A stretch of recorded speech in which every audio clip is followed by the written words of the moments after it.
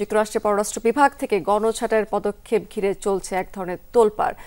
অর্থ বাঁচানোর নীতি বাস্তবায়নে এরই মধ্যে চাকরিচ্যুত হয়েছেন প্রায় ১৩০০রও বেশি কর্মী। ট্রাম্প প্রশাসনের এমন নীতিতে ছড়িয়েছে ব্যাপক ক্ষোভ।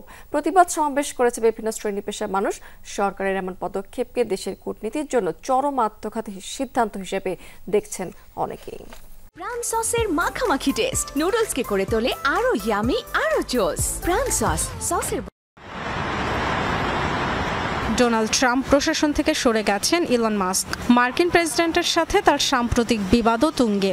তবে দক্ষতা বিষয়ক বিভাগের দায়িত্ব পালনের সময় মাস্কের নেওয়া পরিকল্পনারই বাস্তবায়ন করছেন ট্রাম্প। ব্যয় সংকোচন ও দফতর পুনর্গঠনে সরকারি কর্মীদের ছাঁটাইয়ের যে সিদ্ধান্ত হয়েছিল তা কার্যকর করা শুরু করেছে যুক্তরাষ্ট্রের পররাষ্ট্র বিভাগ। ১৩০০-এর বেশি কর্মী ছাঁটাই করেছে দফতরটি। এদের মধ্যে ২৪৬ জন বিদেশে বিভিন্ন দূতাবাসে কর্মরত। শুরুতে ১২০ দিনের জন্য বেতনসহ ছুটি পাবেন, এরপর আর থাকবে না চাকরি। বাকিদের জন্য সবেতন ছুটির সময়সীমা ৬০ দিন। শুক্রবার ছিল তাদের শেষ কর্মদিবস। কার্যালয়ের বাইরে সহকর্মীদের কাছ থেকে বিদায়ের সময় তৈরি হয় আবেগঘন পরিবেশ। এটা আত্মঘাতী সিদ্ধান্ত। ফ্রন্টলাইন থেকে কর্মীদের সরিয়ে আনা হচ্ছে যেখানে তাদের সবচেয়ে বেশি প্রয়োজন ছিল। এবার কিভাবে সামলাবে বৈদেশিক কূটনীতি? দেশের জন্য বৈদেশিক নীতির জন্য যারা এত শ্রম দিয়েছে তাদের পাশে দাঁড়ানো প্রয়োজন। এই ছাঁটাইকে অবৈধ মনে করছি। সরকারের এমন পদক্ষেপের বিরুদ্ধে রাজপথে নেমেছে অনেকে। ওয়াশিংটনে পররাষ্ট্র বিভাগের সামনে বিক্ষোভ করে বিভিন্ন শ্রেণী পেশার মানুষ। ট্রাম্পের পদক্ষেপকে মানবাধিকার লঙ্ঘন এবং গণতন্ত্রের জন্য ক্ষতিকর আখ্যা দিয়েছেন তারা।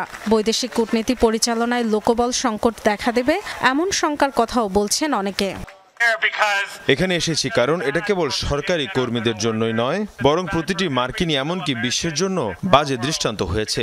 এই কর্মীরা কেবল দেশের জন্য নয়, পুরো বিশ্বের মানুষের সাথে কাজ করতেন। যারা চাকরিচ্যুত হলেন, পররাষ্ট্রমন্ত্রী রুবিওর নিষ্ঠুর, অন্যায় ও নজিরবিহীন ছাঁটাই মার্কিন কূটনীতিকে ধ্বংস করেছে এবং এমন পদক্ষেপে আমরা সবাই অনিরাপদ বোধ করছি। গত এপ্রিলে নেওয়ার সিদ্ধান্ত অনুযায়ী পররাষ্ট্র দফতরের ৩০০০-এর মতো কর্মী ছাঁটাইয়ের কথা রয়েছে। এর আগে ৬ দশকের পুরনো বৈদেশিক সহায়তা সংস্থা ইউএসএইডের কার্যক্রম বন্ধ ও সীমিত করা হয় বিভিন্ন দেশে। সবশেষ টেক্সাসের আকস্মিক বন্যার সঠিক ও তড়িৎ পূর্বাভাস দিতে ব্যর্থতার জন্য দায়ী করা হয়েছে ছাঁটাইয়ের কারণে দেখা দেয়া লোকবল সংকটকে। Dorothy Tasrin, Jamuna news.